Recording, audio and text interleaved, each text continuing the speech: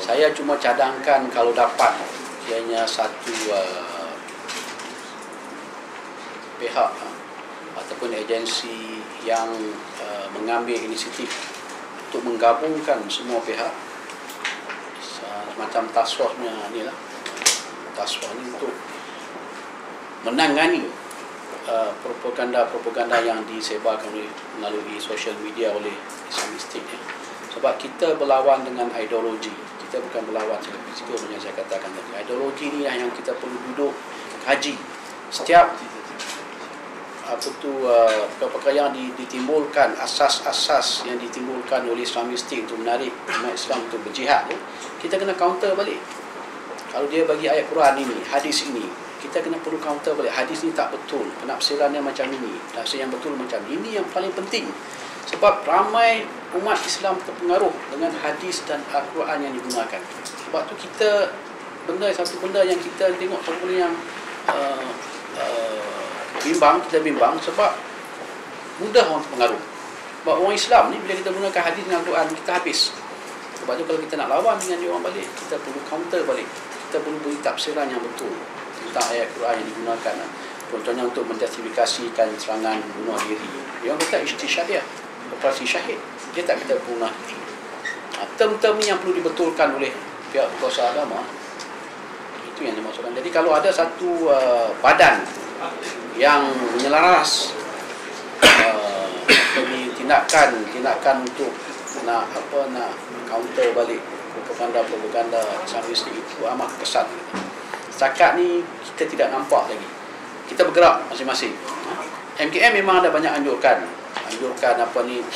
majlis penerangan kepada imam-imam seluruh macam di Johor sebagainya kan. Saya pun ada banyak bagi alamat, pihak JAKI pun ada bagi alamat.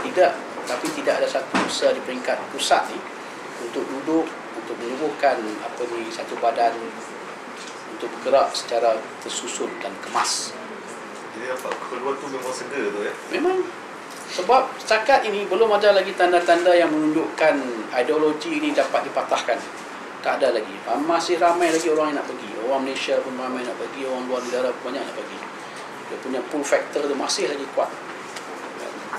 Agensi utama apa yang betul dalam transport? Semua yang terlibat lah. Polis, Jabatan Agama, MKM, pihak-pihak universiti, IPTA, IPTS, JPA. Banyak berkaitan dengan awak. Kalau kita bimbang takut. Just now you said that sekarang ni tak ada nampak that effort to counter diorang influence kan. But ada observation yang cakapkan that these people are not dia tak nak counter, dia tak nak provide counter because they are silent endorser to the Islamic State. They sort of silent endorser lah, dia tak cakap apa, dia tak cakap banyak, so they just keep quiet about it. So how do you believe? Saya beri pandangan saya, kalau masyarakat biasa tak nak counter tak apa, itu hak dia orang nak percaya. Tapi peranan jabatan-jabatan yang ada dalam kerajaan, agensi yang ada kan, kita perlu counter balik.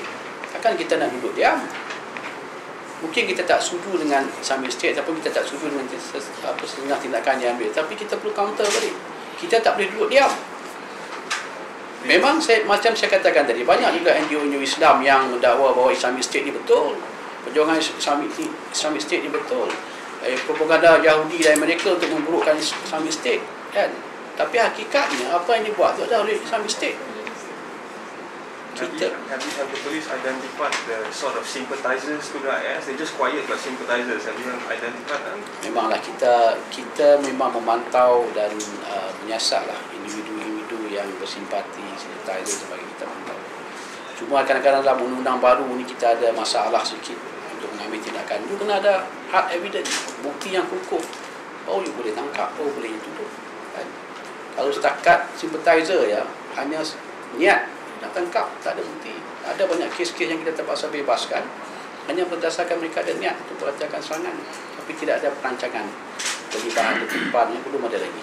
Ada banyak sabitan kes yang sebelum ni banyak mengatakan tak cukup bukti seperti yang mereka kumpulkan dalam pembentangan tadi. Adakah maksudnya potak nanti akan dilaksanakan sekarang menjadi RRU, bila dilaksanakan adakah akan membantu polis dalam dalam sabitan kes macam tu supaya tak ada lagi masalah timbul kata tak cukup bukti. Memang kita amat berharap agar POTA ni diluluskan oleh Parlimen. Semua kita harap semua pihak menyokong, sama daripada kerajaan ataupun pembangkang, sebab ini melibatkan isu keselamatan negara. Tidak ada kaitan dengan politik. Kita nak memastikan Malaysia ni bebas, Malaysia ini aman. Tidak ada gunanya kita boleh bangga dengan undang, bukan undang pencegahan seperti SOSMA, Penal Code sebagainya, kanun kesihatan. Tapi buat apa? Kalau katakan nak berlaku serangan dekat KLCC je kan, 5 orang meninggal, mati, terbunuh, kita boleh tangkap 200 suspek, kita tuduh di mahkamah, dia orang didapati bersalah, jatuhkan hukuman 3 tahun. Tapi yang meninggal, yang mati 5 orang, buat apa? Sebab tu undang pencegahan ni penting. Kita perlu ada undang pencegahan untuk menjaga keselamatan negara. Sebab kita mengalami masalah untuk menangani kumpulan-kumpulan ini. Dia ni bukan kumpulan jenayah biasa, bukan macam perompak, penyamun bank, perogoh sebagainya. Ini melibatkan ideologi. Kalau tuan-tuan tangkap pun, tuan-tuan kena pulihkan ideologi dia orang. Setakat ni tidak ada peruntukan undang yang membolehkan kita membuat pemulihan. Kalau dulu bawah ISA kita ada. Ini yang kita nak balik undang kota. Supaya bila ditangkap, dikenakan peta tahanan, kita boleh buat program pemulihan. Bila dia orang keluar balik ke masyarakat, dia orang boleh hidup seperti biasa balik. Kita nak betulkan ideologi dia. Maksudnya tu, POTA tu sendiri ada satu plan komprehensif yang mengatakan dari segi Ada. penguasaan dan selepas segi berkas dia akan ada satu pemulihan. Masa pemulihan yang dicanangkan oleh POTA. Kalau tuan-tuan baca statement yang dikeluarkan oleh Datuk Seri Zaid Ahmad Zahid MVD, memang ada peruntukan untuk program pemulihan. Telah ditetapkan beberapa penjara ataupun tempat tahanan di seluruh Malaysia, ada 5 ke 6 untuk khusus untuk kita letakkan tahanan-tahanan militan. Tahanan militan ini tidak boleh bercampur dengan banduan biasa. Kalau kita campur dengan banduan biasa, kita akan jadi seperti negara lain. Jangan mention lah kita negara Indonesia, katakan negara jiran. Dia campur tahanan militan dengan tahanan biasa ni. Itu banduan militan dia orang rekrut jenayah biasa pula. Kita tak nak itu berlaku. Sebab tu kita nak satu tempat khusus untuk tahan yang dijatuhkan hukuman perintah tahanan ke perintah sekatan tahanan-tahanan militer.